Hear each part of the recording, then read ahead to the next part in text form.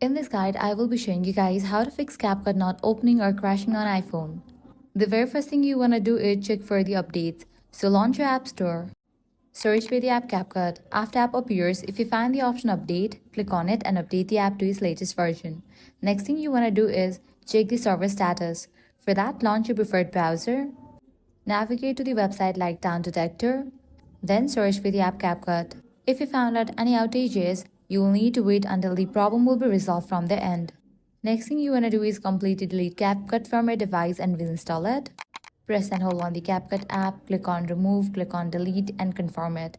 Now launch your app store, search for the app and download it. Lastly, what you want to do is check if you have enough storage in your device. For that, go to settings, go to general, click on iPhone storage.